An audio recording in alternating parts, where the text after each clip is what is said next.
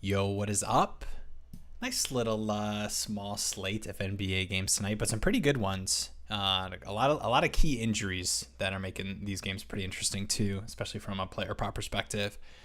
So we're gonna kick it off the way we typically do. So the four games we're looking at: Pistons, Wizards, Mavs, Pels, Clippers, Thunder, and then tonight Warriors, Suns. Some pretty pretty decent close spread games tonight, which is always exciting for player props. Not to say we were the victim to blowouts or anything yesterday in that Sixers Pacers game, but might have been able to sneak out. Potentially the 3 for 3, the 2 for 3 at the end there with Hallie missing by the hook. But it's all right. You bounce back again today. So we're going to take a look at the Wizards Pistons first. So injury wise, still no Burks, still no Bagley. No Kispert for the Wizards. Livers was back for the last game, but he's kind of a 15-minute rotation guy.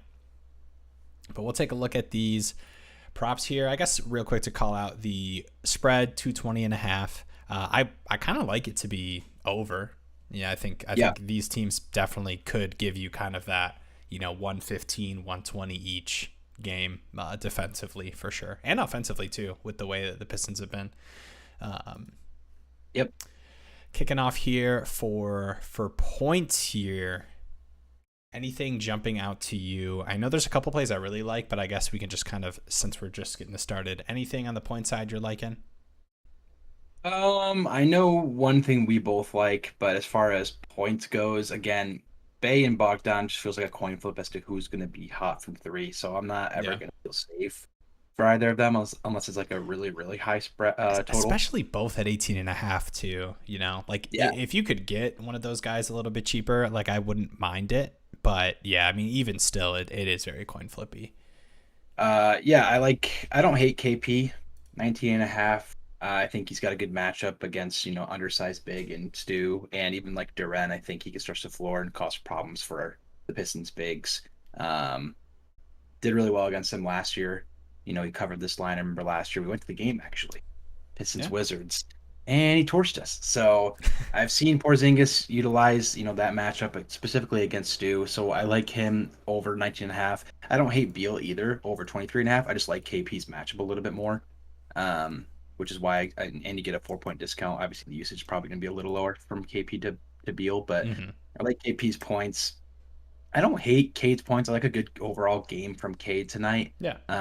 Matched up against Monty Morris. I I think they'll probably have Beal on Cade actually, and Monty Morris kind of on Ivy, just matchup wise and length and size wise. It makes a bit more sense, but we'll see. I actually, yeah, I'll just say I like KP the most. I think Yeah, points yeah, and I wise. think I think too. You had kind of alluded to a little bit earlier. I think one of my favorite plays in this game is actually Cade, but his assists line Yeah, here you can get it at 6.5 too, and just like initial value, obviously favoring the over. And yeah, I really like Cade assists. I think it's a good spot for him. I think we've kind of seen it in the first three games too. He's had 15 potential assists through the first 3 weeks or first three games of the season. And if you're not familiar with what a potential assist is, it's a pass that led to a field goal that would have been an assist if the field goal was made. And most players, I guess I would say like point guards that facilitate, they're usually around the top end. Your Chris Pauls and your Lucas are going to be like around 50%. So that 15 line is pretty nice for him to get you 7 assists. And he's covered 2 out of 3 games. And the one miss he had, 4 assists in this last one against the Pacers. He actually had 17 potential. So you get 17 potential assists from Cade. If you're not hitting 6.5, you're over 6.5. You're kind of just like unlucky. I think it's a really good spot for him, especially with what we've seen from him. So I really like that. yeah. Honestly, if you're looking elsewhere by chance, my favorite play of this game is maybe the Pistons plus 5.5. Now, I don't Oh, want to be called, I don't want to be called biased, all right, or yeah. anything.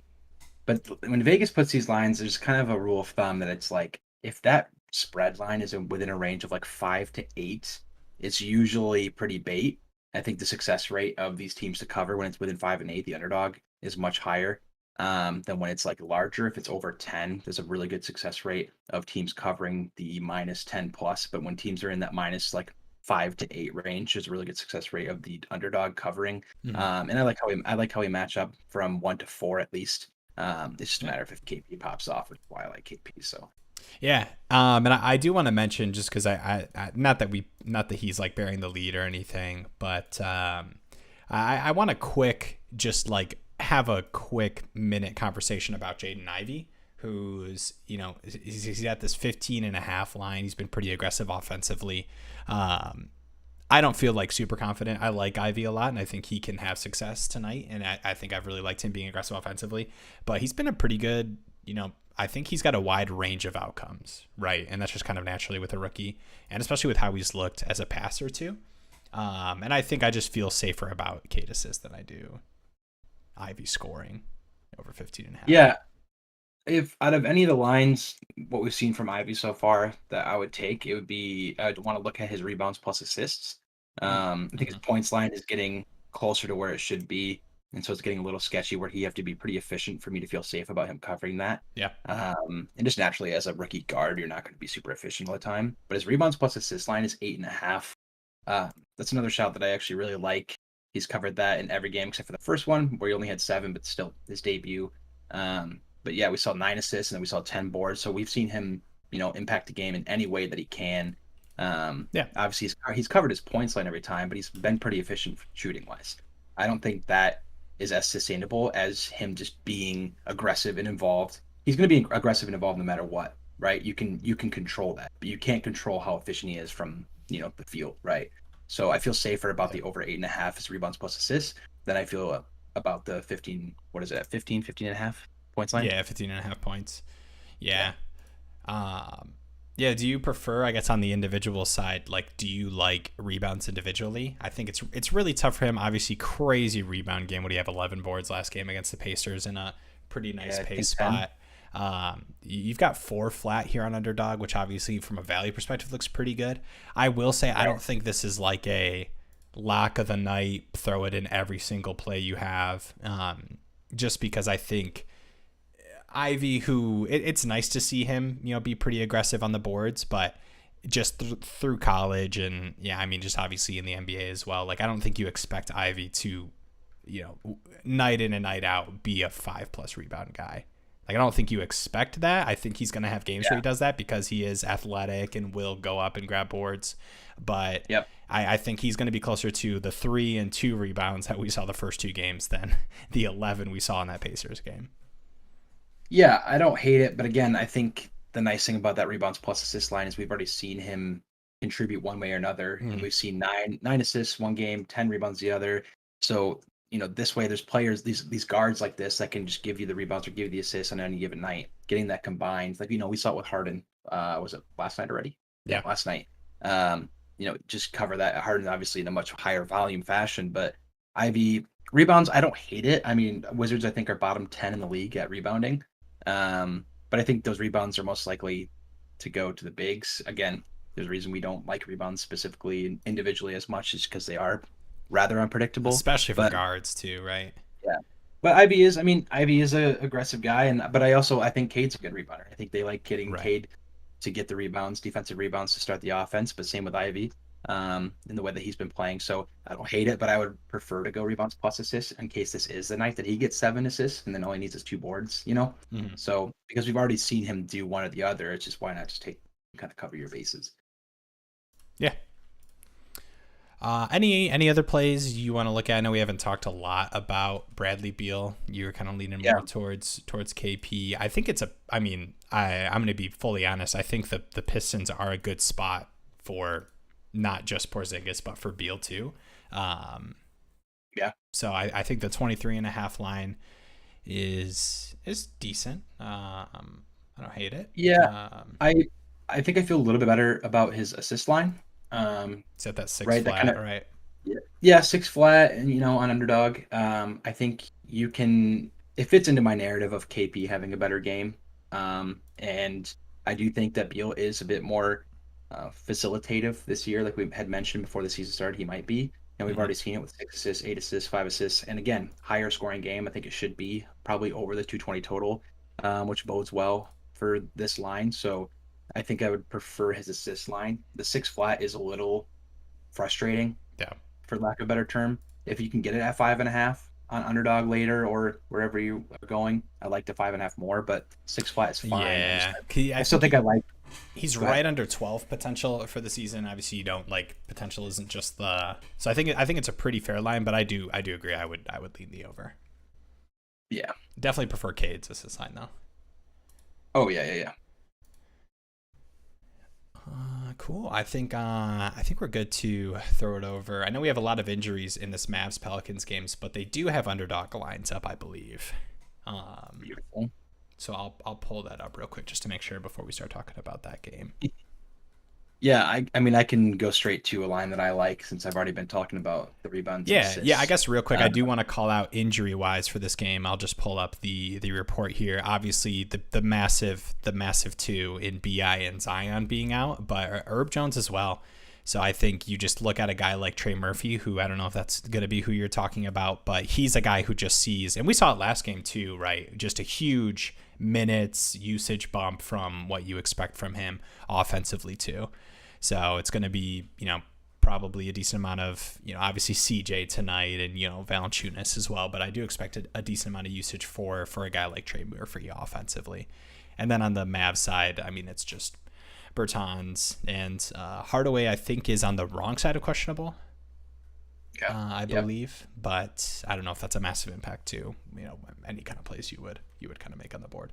But yeah, let's hear it. Let's hear this, the Canyon lock of the century. What do we got here? Well, it was kind of it's been swindled. I thought Underdog Uh, had the lines up. They don't. But uh, if you're on Underdog closer to the game, they probably should have the lineup.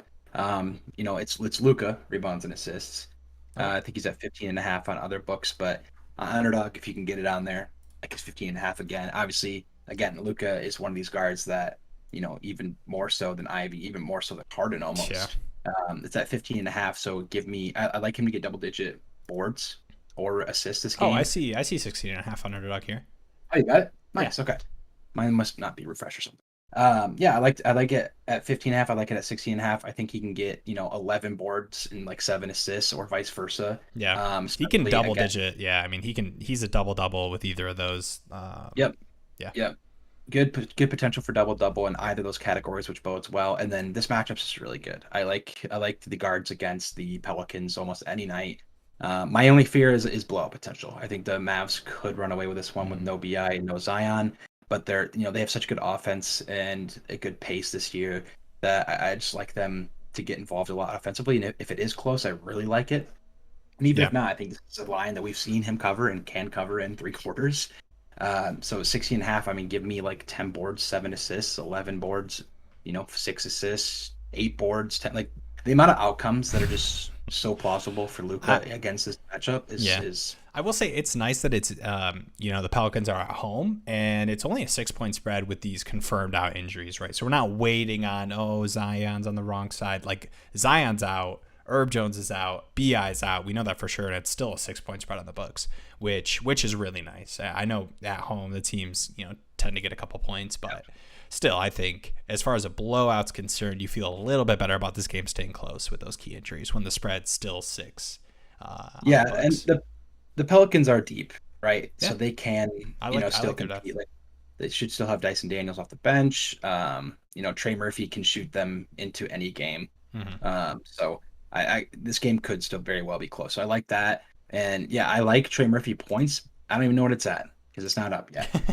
But I Yeah, like I it. If like it's it. under, yeah, if Yeah. it's under 20, I'm gonna look at it. Yeah. I mean, I think I don't see it it should being be. much higher than that. I know he had a pretty strong game, in his solid minutes last game, but I mean, I don't imagine him getting kind of, you've got CJ up here at 24 and a half. I mean, he's not going to be higher than CJ, right? So you're probably going to have him close to kind of like, I would say under 20, maybe 19, Yeah, 20.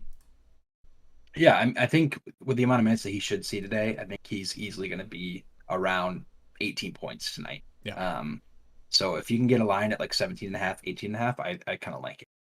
But we're kind of just speaking from the grave here because Right. there's no lines. Is So that a uh, phrase? Speaking from the grave? Uh, If it is a phrase, I don't know if it I applies can to I this. can I can explain myself, but I don't. It's just not necessary. All right, fair enough. Okay. Yeah, anything. I mean, you've got Luca. Luca's at 30 and a half, but I do like rebounds and assists. I mean, it's hard to Yeah, just like, I mean, Luca's just one of those. There's a couple players where it's kind of like, yeah, Luca's probably going to be right around 30 points night in and night out. But I think that you get more value on the rebounds and assists, even at that 16 and a half. yeah. I don't hate the 30 and a half still. I was tempted at looking at that and Yeah. taking that as well, but I just saw the rebounds and assists, and I thought that was a bit more safe. If you like his points, then I don't hate any Luca plays here. Again, I love this matchup for Luca specifically. And speaking of which, the other guard Dinwiddie at 15 and a half. I don't hate that either. I think he's been at 15 both games.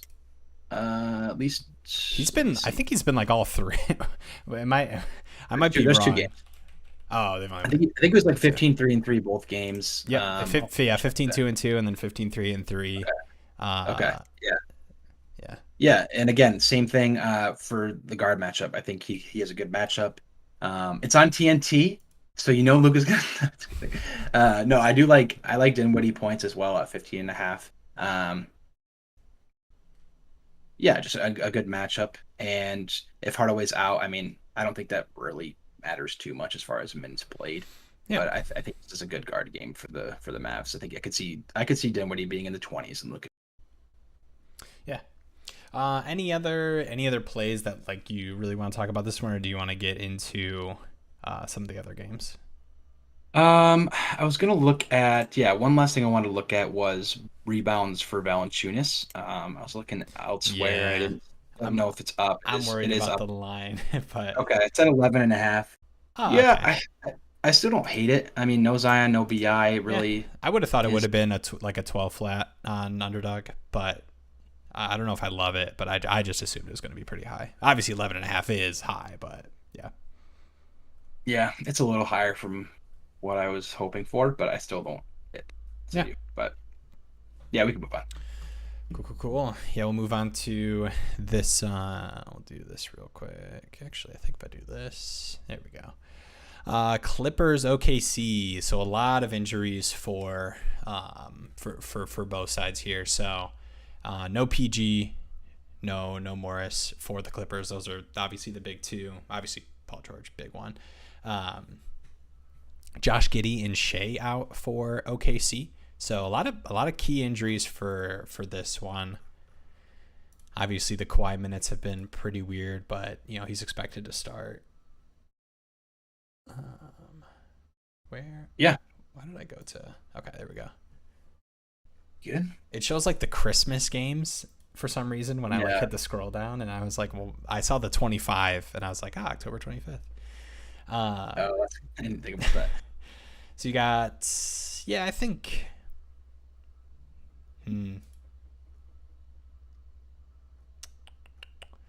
Yeah, obviously we're not seeing a lot of we don't see a Kawhi line on underdog. Any of No, these OKC guys, Dort, are you looking at Dort or Man at their higher lines? um, I'm not in love with either. They can both be so streaky. I Yeah. was looking at Norman Powell. I kind of like Norman Powell at 15 and a half. I know Yeah. even if Kawhi is starting, I think they're still going to be annoyingly managing him, Yeah. and I think a lot of the scoring is And going to be just with called. no Paul George, right? It's just he's gonna have to Yeah, play a decent I think amount. I think a lot of the scoring is going to be called upon Powell, and I think he's got a pretty decent line here just because of his start up to the year. Like a pretty poor start, don't get me wrong. So I get like why Yeah. people wouldn't like this pick. Um, but being called up with no Paul George, they're going to need scoring, and that's just what he does. He's a natural scorer, so the volume should be there, and it's just a matter of if he can be over 10% from the field like he was in game two. Um, and I think he can. I think he can cover this line. I think you can take advantage of this lower line just because of his poor shooting and now these injuries around him. So I like him at 15 and a half. Trey Mann at 15 and a half is also interesting. Yeah. I don't hate it. I just don't like this matchup. I think defensively you know Powell on Man is annoying, and I think if Kawhi plays more minutes and he's on Dort, I mean If it's Kawhi's duty to make sure Dort doesn't score, then Dort's not going to score. So Yeah. I'm not. But if they want to manage him and they just have different rotations and Dort's in, I'm not a big fan of this game in general right now. It's a 214 total. I could see it going under, honestly. I think OKC's sneaky defensive.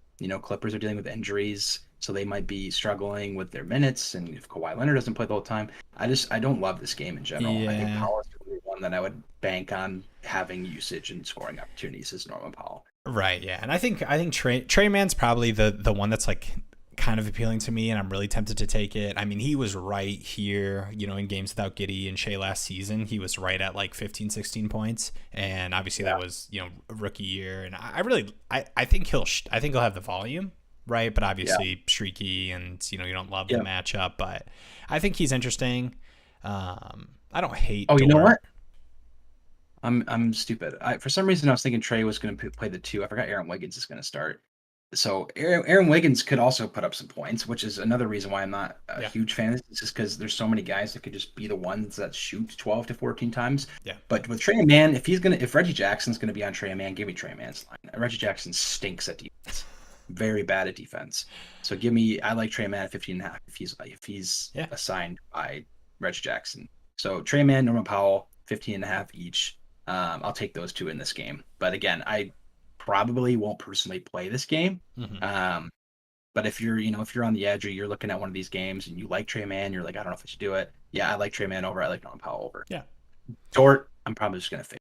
Yeah, I don't really like any of the peripheral lines too much. I know they're lower for guys who are going to be pretty high usage on some of these lines, but obviously we don't have any assist lines on Underdog for the OKC guys or anything. So I'm cool to transition, with no Kawhi or anything. We can talk about the late night game unless you want to say something before I switch over. No, I was gonna say I was gonna be curious to see what Reggie Jackson's assist line is at, but he's not up here, so we can move on. Yeah. Yeah, that Reggie, we made some money on that Reggie Jackson assist line with in a lot of those games without Paul George last season. I'm the first one back, I remember. Memories. Yeah, I like the guys that are next to him right now, at least to start the game, to give him some good assists. And if he is at what he was at last year near the end of the season, like 4.5, 5, I would take that. But we can just move on to the Warriors Suns. Yeah, this is a close, decent scoring game. Flip it over here. I believe this is a 1-point spread, right? 1.5 in Phoenix. I like this game. Yeah, this should be a fun game. 226 total. It's a nice total. 1.5-point spread in favor of the home team. So I mean, really close spread games for the home team. You just really feel great about it being a close, decent scoring game. So no massive injuries for either of these teams. I don't think either of these are too impactful. I know DiVincenzo had decent minutes in some of those games, but I don't think super impactful. Andrew Wiggins over 22.5 points and rebounds. Yeah, we can pull this up, and actually, I guess we can start there. So, points and rebounds. Do we have Wiggins lines? Oh, here it is. 16.5 points for Wiggins. Just kind of peeking at some of these points lines. I looked at it earlier. I want to see if any of these were adjusted. Got Book at 27.5. All right, let's take a look at points and rebounds for Wiggins. We can start here. Yep. 16.5.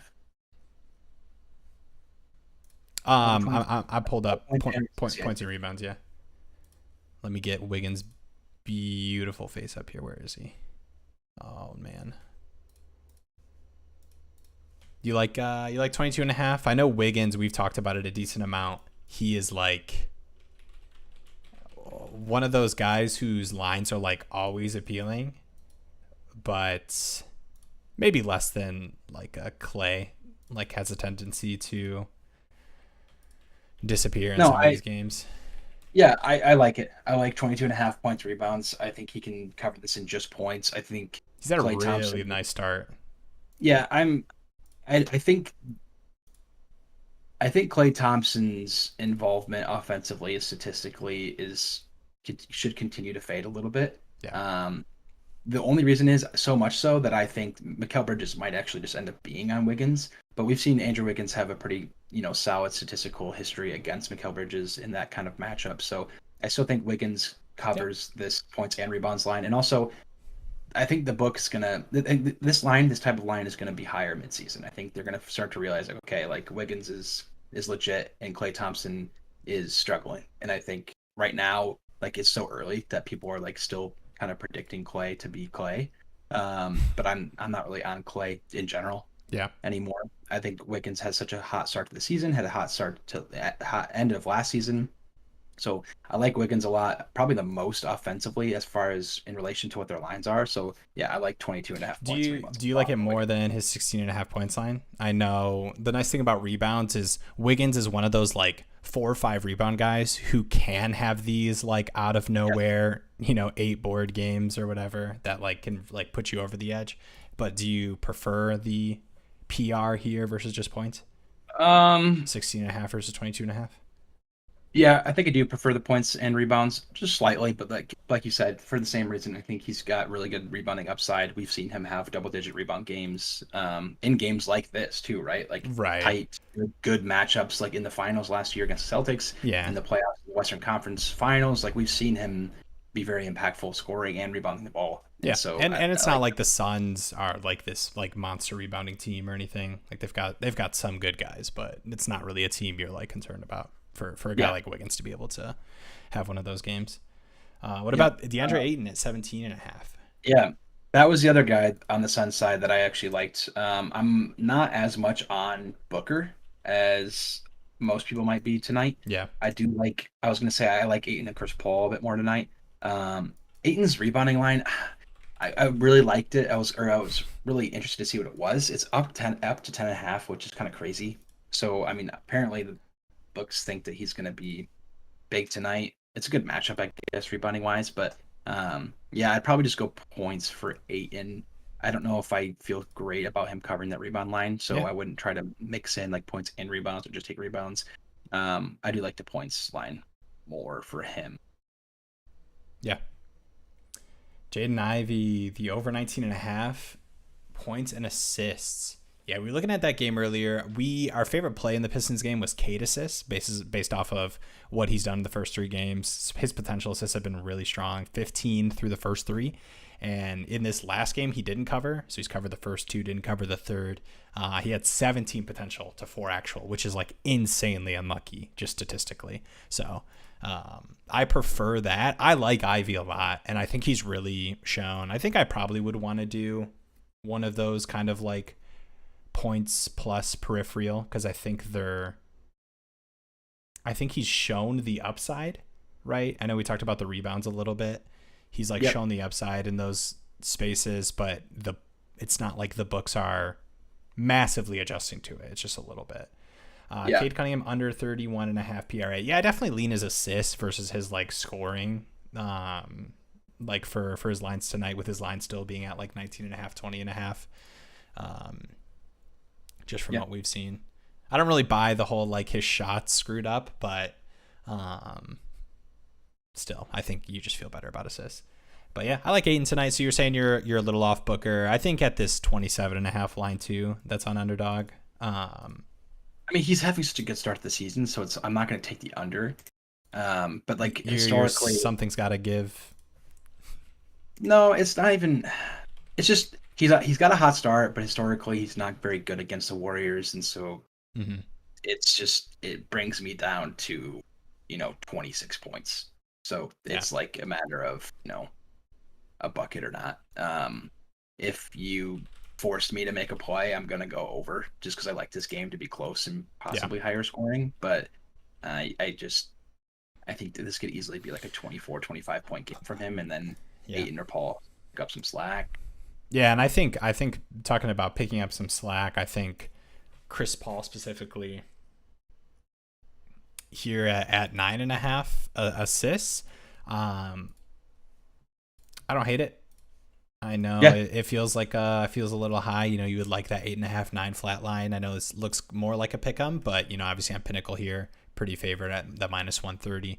I like it. I just think like it's a little bit of nod to what I think this game is going to be like. I think this is going to be a decent paced, higher scoring, close, down to the wire game in Phoenix, and I think Chris Paul's just kind of shown what he's going to be this season, and it's just he doesn't want to catch and shoot, but he's still Chris Paul, right? So I feel pretty good about, you know, his ability to be, you know, kind of that 9.5, 10 every night assist guy. Yeah, I think we could see a pretty solid showing from like Mikal Bridges and Cam Johnson in this game. I think they're going to be very important factors. And so I like, you know, the narrative of Chris Paul covering these assists to a lot of, you know, corner three, wing threes from Cam Johnson, Mikal Bridges, being impactful offensively if, you know, Booker is shadowed by like Wiggins or, you know, that's kind of the narrative that I see this game playing out in my head. But again, Booker is just on a tear. He's too good that I'm not going to just say go under just because Wiggins is on, right? So No, I don't think you can look at what these first 3 games for Booker. I agree. I definitely would play the over if you made me pick a line, but yeah, there's some other plays I like more. Porzingis over 9 rebounds against the Pistons. Yeah, I mean, I don't hate it. I don't I like hate it. it. I was looking at it too. I like Bogdanovich, his points as well. So if you want to go like points and rebounds, if you also like his points, I don't hate that either. yeah, our I thing like with Bogdanovich, we talked about it a little bit, is I think at those like 18.5 lines that him and Sadiq are going to be, it's just going to be way more of a coin flip night in and night out than anything else. And I like Bogdanovich a lot, and he's another one where I would take the over just because I do think that this game's going to be higher scoring than the books have it. Or it at least has the potential to be. But yeah, it's just one of those like these 3-point shooters, you know, which one of them is going to have the, you know, 5 for 10 night, you know, or whatever. Yeah. Yeah, I agree. I think they both have to be just really on. Like you said, it's a very coin flippy. I mean, we saw Right. Like I feel the like I've Knicks seen game. more from like Cade assists, which like, you know, I talked about the reasons I like those. Like I feel better about that play than I do like Bogdanovich to, you know, shoot a good enough clip to have 19 plus points. Yeah, we've just in 3 games we have just seen how unpredictable it's going to be with those two guys. Where I think it was the first game, Magic. You know, Bogdanovich popped off. He Yeah. had 16 shots to Bay's 5 shots, and then we have the Knicks game where Sadiq Bey has a better game, 15 shots to Bogdanovich's 9 shots, and then we have the Pacers game where they both shoot 5 for 16 from the field. And so it's just, Yeah. I don't feel safe about either of those guys. And I assume I see that I'm kind of peeking ahead of the next play here. I assume you feel really similar. We talked about Clay and just, I think from a season long output, we're not as excited about Clay from a scoring perspective and just like from a player prop perspective specifically. I mean, Klay Thompson is a 2 for 11 or 5 for 11 guy. Like it's really tough to rely on. I do think this is a higher scoring game, so this feels like one of those games where it's like, yeah, maybe Clay does have like the, you know, really strong clip from 3 game or whatever. But we prefer Wiggins at his lines, I think. Yeah. Anything else in this game or kind of anything you want to talk about? I know it's a shorter slate. Yep. Half hour in. If you want to throw out anything, or you want to just go through maybe like two of our favorite plays for the night. Yeah, I kind of want to make a stand on Mikal Bridges, but I'm gonna let it be. But Favorite plays? Yeah. Go ahead. No. It's just I like Bridges a lot. I got Bridges on a decent amount of my fantasy teams. Yeah, right. My stand was gonna be more of like a fantasy propelled. He just stance, has a good so game. I'm not gonna have that. Yeah, I'm not gonna translate that into a line or a bet. So I'm not gonna just give you some crap. So yeah, I'm gonna throw out here. We talked about it as our favorite play when we were going over this game. Cade over 6.5 assists. Like this line a lot. Really good value on the books. I talked about the potential assists he's had this season, just kind of his game, and you know the one miss he had, 17 potential to 4 actual in that Pacers game, which I know was a pretty high pace up spot, but that's just really unlucky. Like I look at that game as encouraging for him to be over 6.5. More than discouraging that he didn't hit. So really like Cade at 6.5 too, especially with like the supporting cast, right? I mean, having Cade be around 2 through 4 or 2 through 5 that will catch and shoot with all the way down to Stu, who, you know, we see has the confidence to now. He's playing with Bogdanovich, who does that all the time. Obviously, Sadiq Bey, another one of those guys. And Ivy offensively too has been really aggressive. So love Cade assists. And he's just so smart. Cade just makes the right play. And I think from a fantasy perspective, you would love Cade to be more aggressive offensively shooting, but I'm going to bank on what I've seen from Cade in these first 3 games, and go with over 6.5 assists. Yeah, love that. I think my favorite is probably Luca rebounds and assists. I think it's at 16.5 on underdog. Again, I think this is going to be, I think I like the Mavs in this game. The Pelicans are banged up, but they might be able to keep it close just off of shooting and being at home. And the Pelicans are just really bad against the guard position. And so now you have probably the best guard in the league specifically at rebounds and assists. Super good upside in both. He can give you double-digit assists or rebounds either night. So, why try to pick which one it's going to be when you can take the combined 16.5? He's covered this against the Pelicans, I think, in, let's see, 1, 2, 3, 4, 5, 6 of the last 7 games against the Pelicans over the last 2 years. And, now they're depleted. So I like the matchup. I like the upside and the safety of, this line being on both rebounds and assists. Yeah. Love it. All right. Well, those are the 2. We will see you guys in the next one. Looking to do these streams every other day. Make sure, if you're not already, sub to the channel, and also check out the Fantasy Flock football and basketball, but both of those fantasy channels. We're going to be doing some videos this week for some potentially some buy low guys, and doing some recap streams like we did last night for the games. We'll do those every so often, every couple nights. But yeah, have a good night. Thank you. Good sports betting night. Peace out.